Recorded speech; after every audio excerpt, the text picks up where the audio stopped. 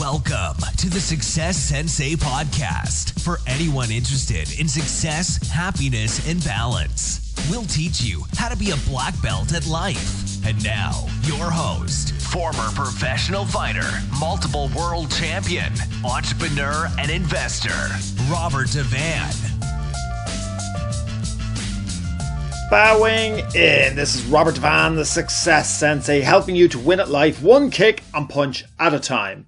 Episode 354.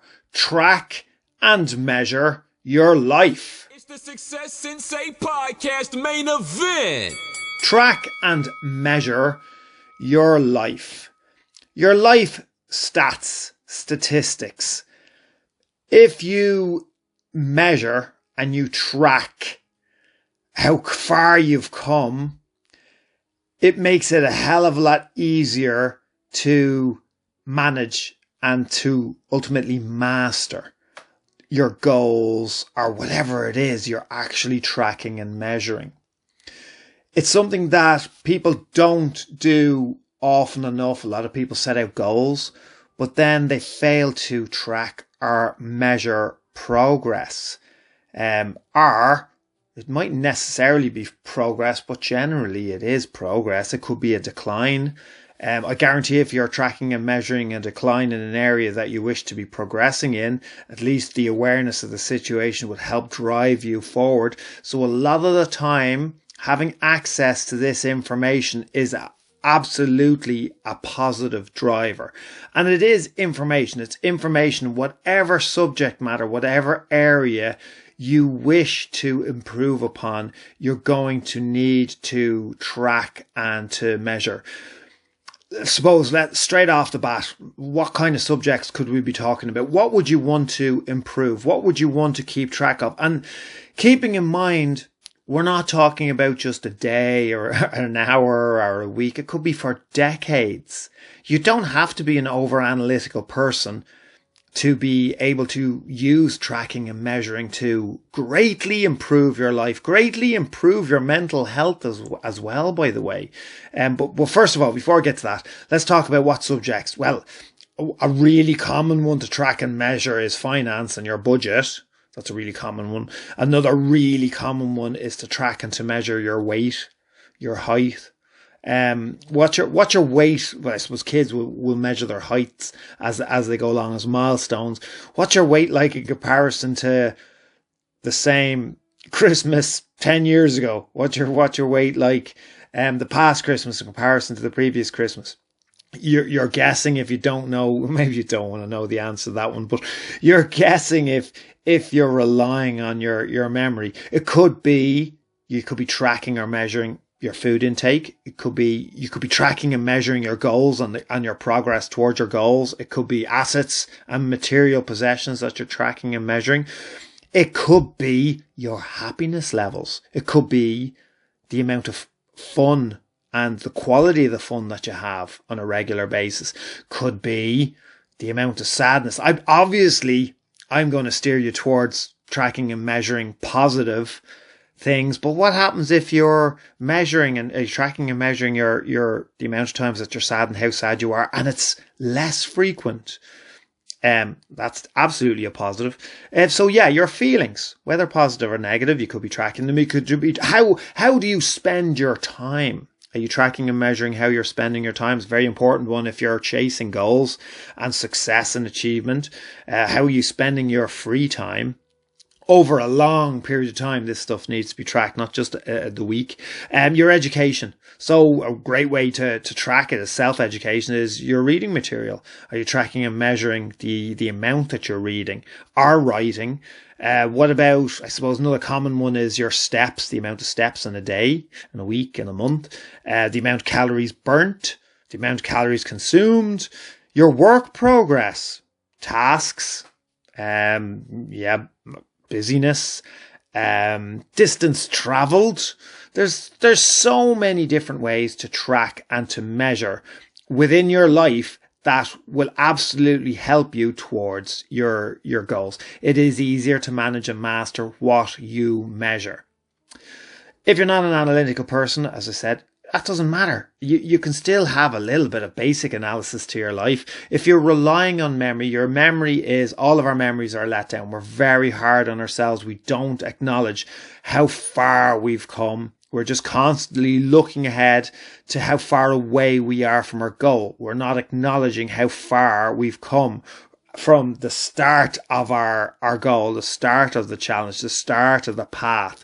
So it's measuring and tracking is a great way to realize your progress.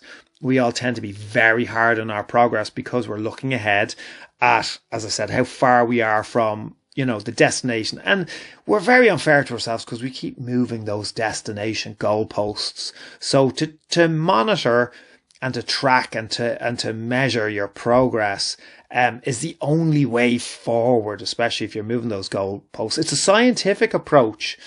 Everything else is just kind of guesswork.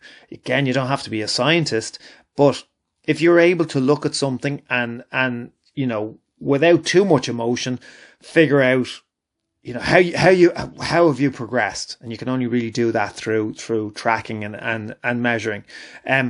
It's motivational too. You can write it down on a piece of paper.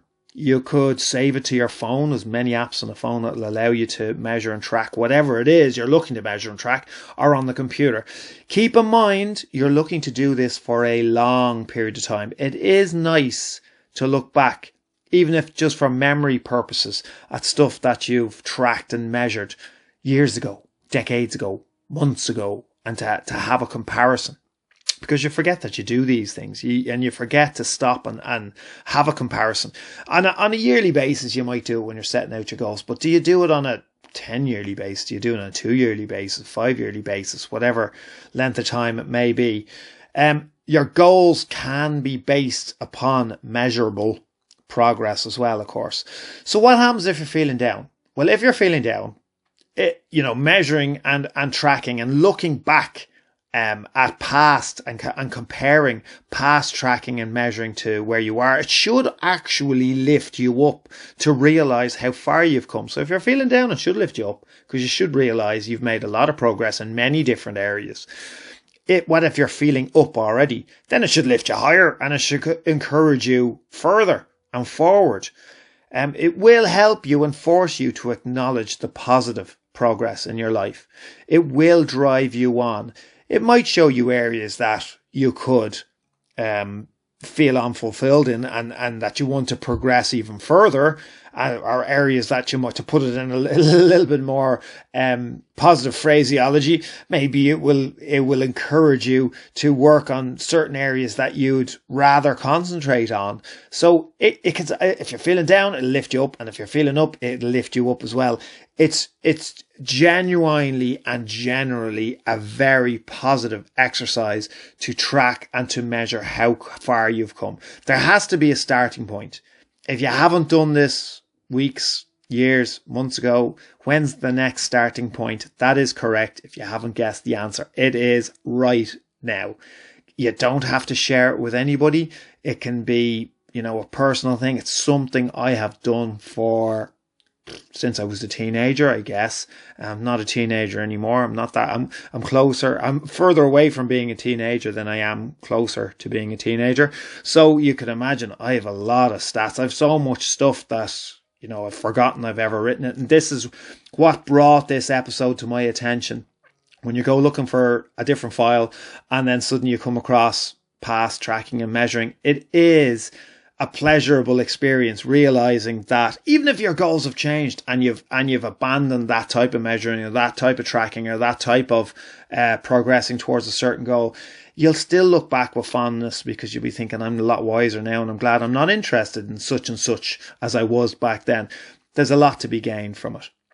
As I said at the very start, it's easier to manage and ultimately to master what you measure.